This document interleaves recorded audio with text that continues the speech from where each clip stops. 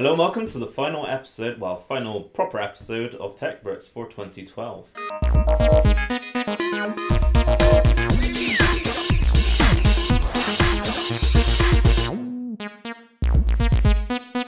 We'll talk about that more in a couple of weeks for our New Year's special. Yeah, that's going to be a very nostalgic episode. Yes, so if you're ready for a year in review of 2012, tune in a couple of weeks.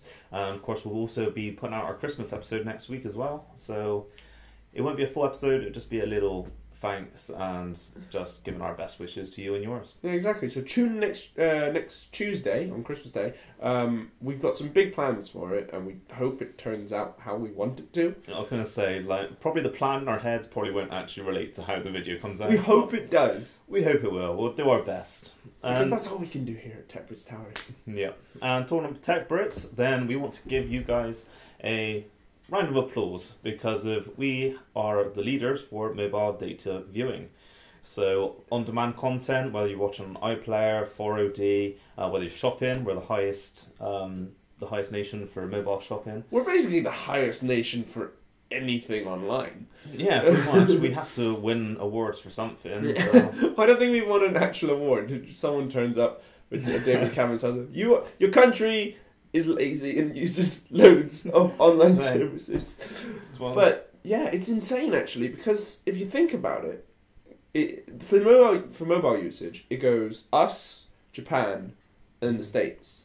So it's crazy that we've overtaken Japan, and of course we're actually one of the countries that's behind on our infrastructure as well. Exactly.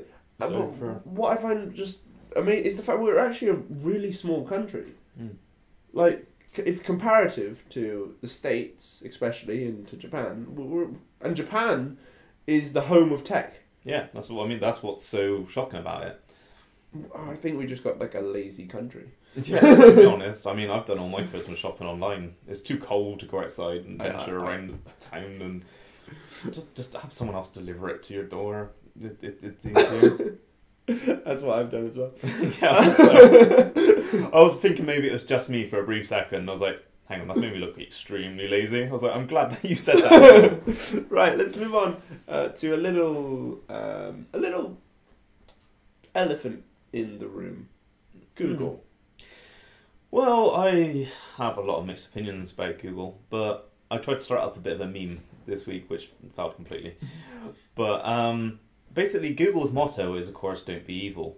Now, lately there's been quite a few things which has completely blown that whole motto, that whole image.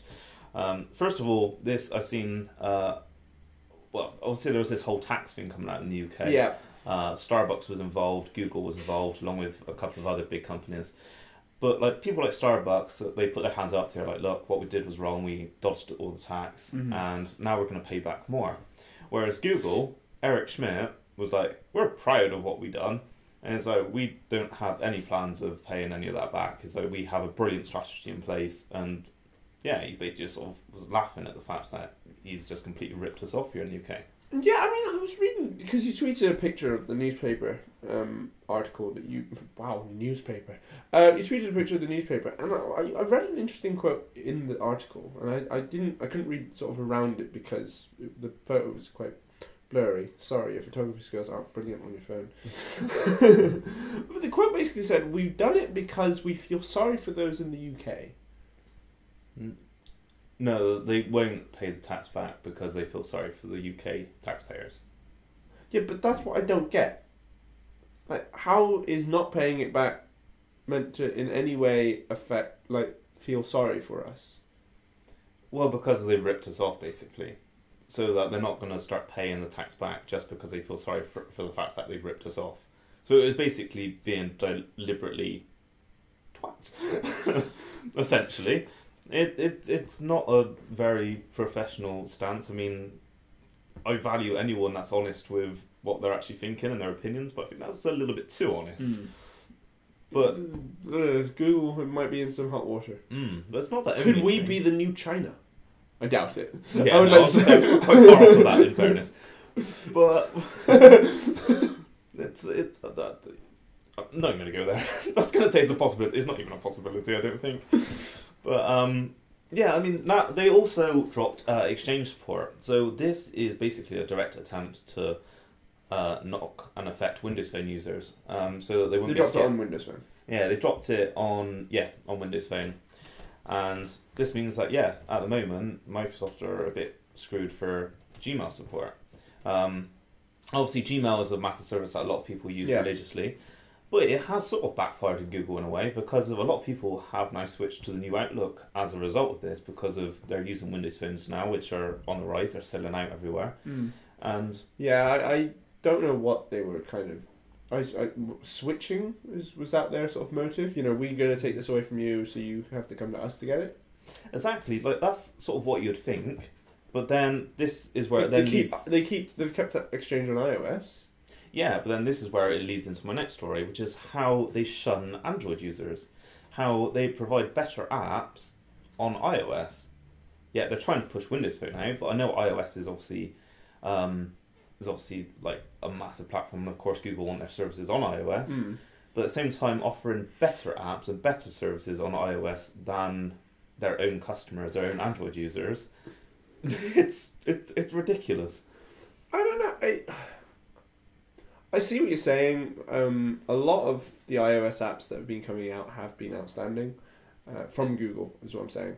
I mean, the Google Maps app, I really am enjoying that. It feels nice, it feels fluid. I was going to say, that's better. The Google Plus app is better on iOS. I don't know whether it's because, and I don't want to sound like being epic fanboy here, but maybe it's because, I don't know, the UI and the UX of the Google apps, they fit well in iOS. Like the way you slide up and the fluid iOS-like side motion comes up, bringing up the tray and all that. Maybe does that sort of translate on Android as well? Because Android has been kind of famous for being a little slower with like animations and that sort of thing. Yeah, in the past. Again, I'd say a lot of things. That's the problem with iOS feeling dated now. That a lot of Android things, especially to do with its UI and its interface since Ice Cream Sandwich, has sort of overtaken. I don't know what Google's playing at. Google's being odd. It's bizarre. Yeah, it's very bizarre. While we're still talking about kind of being evil and just generally hating the world, let's talk. I like to just take things that are kind of small and then just explode. Just exaggerate them to massive. Instagram have changed their terms and conditions. They essentially now say that they have the right to sell all of your stuff. Everything. Like, not just your photos, but your data, your email. They can sell it to anyone. See, I can't understand how companies come to these kind of decisions. I mean, surely they looked at Facebook, who had this issue with... Who owns Instagram? Oh. Ignore what I just said. Who owns Instagram? Facebook owns Instagram. I reckon Facebook has a lot to do with this decision.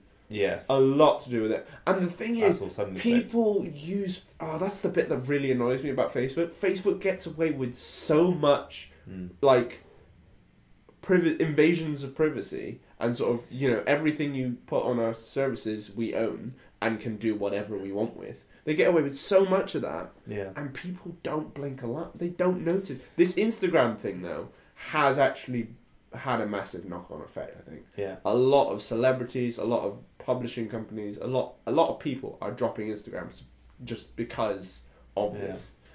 So I don't know whether it is enough. I think it is because of Facebook that people have got a bit more lapse with their privacy and that sort of thing. And even in a way, I don't really mind sort of too much now. I should do, but the problem is that, like, with Google, of course, a lot of people say, well, they hold all this information about you, which is true. But the good thing about Google is that they are actually very open with what information they hold about you.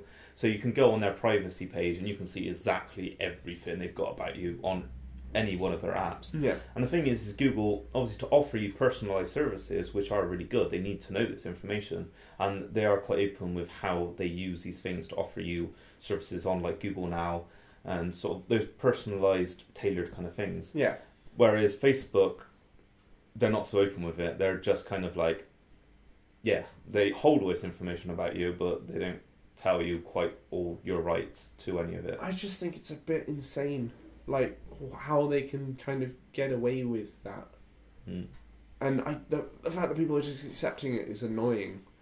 Like, I mean, you and I and quite a bit of the tech community, just the tech community, have been trying all these different services. Google Plus didn't quite make it, it wasn't quite sort of there. The problem is we keep gravitating to Facebook because all of our mainstream friends, I don't want to put those into categories, but all of our mainstream friends are on Facebook because that is what people know.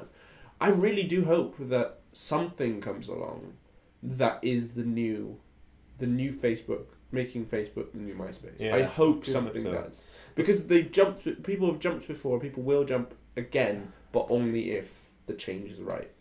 Yeah. And if the coverage of the change is enough. I was going to say, that's a problem, is that obviously, like you said, sort of the mainstream will follow more of the fashion and the trend of things. Yeah. Whereas it was sort of fashionable to go onto Facebook at one point. Whereas now it will take something fashionable, which like Google couldn't provide, because Google is sort of seen as being quite techy and nerdy and geeky.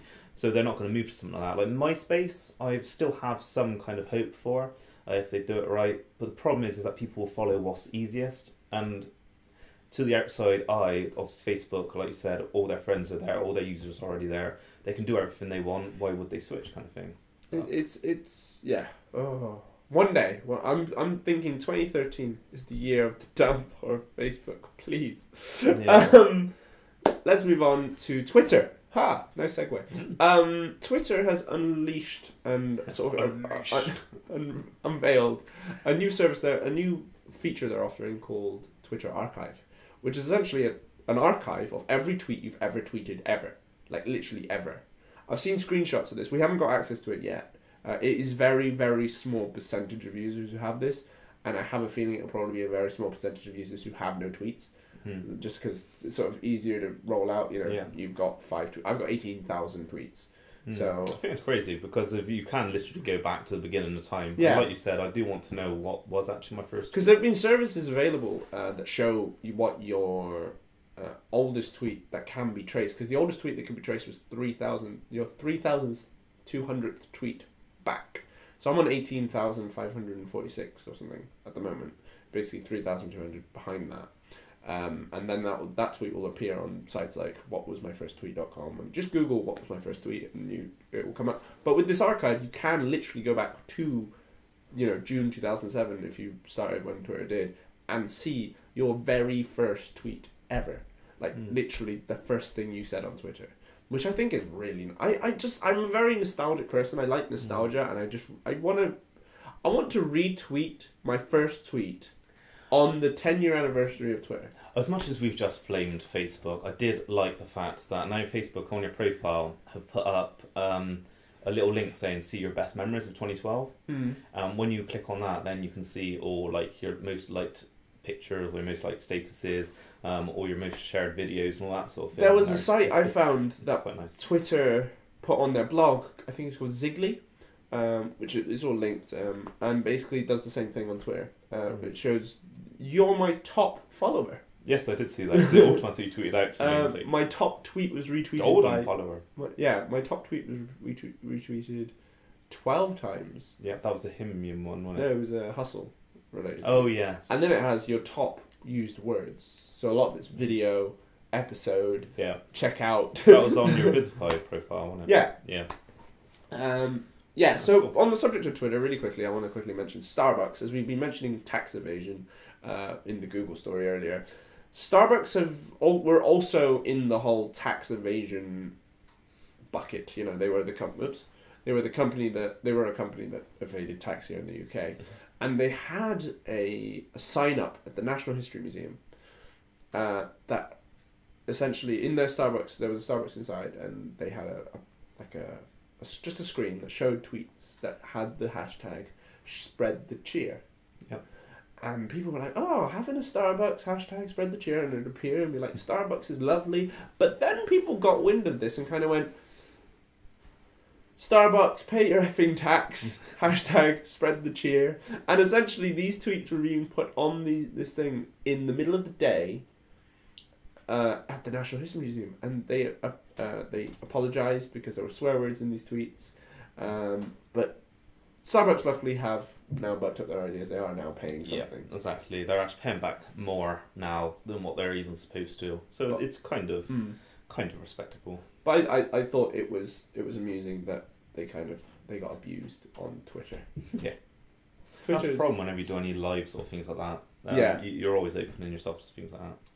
Okay, couple more stories. YouTube has released a new app on iOS called Capture.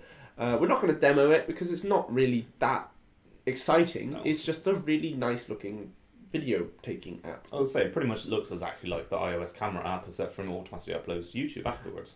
It is missing. There are a few slight differences. It automatically uploads to YouTube. It looks more like the YouTube app, obviously, because Google designed it. And it gets as well, and it gets rid of the silver bar and the black bar when you're taking, like on iPhone 5s you don't see it because it's already gone. When you take a video, it's the full screen, and that was one of the things I really liked about iPhone 5 video taking. Yeah. On the iPhone 4, it does the same thing on this YouTube app. So and you can do front face, back face, flash, the lot. And you can, of course, share across your social networks at the same time as well. Exactly, so that was a feature that YouTube rolled out recently. When you hit the share button, you can now, like when you upload, you can now share with a specific tweet. Instead of just, I watched blah, or I uploaded blah on YouTube, it now just says, like, you can now put whatever you want.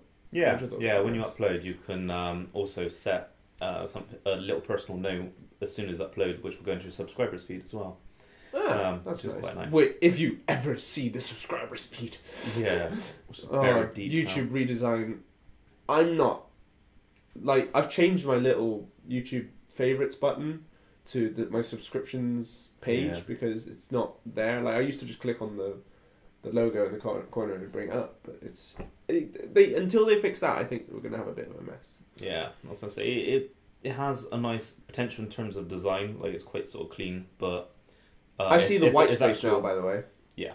Even on my laptop, because it used to be centralized. Yeah. And then it shifted all to the left. Now I've just got this massive white box in the right side. Yeah, I know, it's ridiculous. Especially on high resolution displays. Literally, it covers half my screen.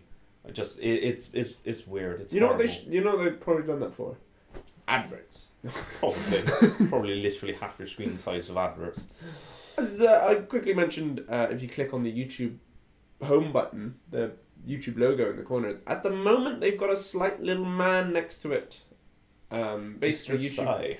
Yeah, YouTube released YouTube Rewind 2012, which is a year's worth of YouTube videos in one video. And you and I watched it just before filming. It's been a brilliant year. You sort of watch it and you get these sort of feelings of nostalgia, and you feel honoured to be part of such a wonderful community. And you get to dance. Yeah, and they're all pretty cool. So yeah, that's YouTube Rewind. If the link's gone, we will obviously leave it in the description. If you're watching this in 2014 or 2013 and the link's not there, we're talking about the 2012 version, of course. And that's it. I think that's it for the last ever episode of 2012. Last proper episode of 2012. Yeah. Make sure you tune in for our specials next week and then New Year's as well. But yeah, apart from that, find all our contact links in the description, and please subscribe if you enjoyed this video. And we will see you guys. Not we as in episode versions of us. We'll see you guys January. Yep. Oh, January. It's weird, isn't it? It's been It's a journey. It's a journey. It is a journey. I think there's only one thing left to say. Ciao.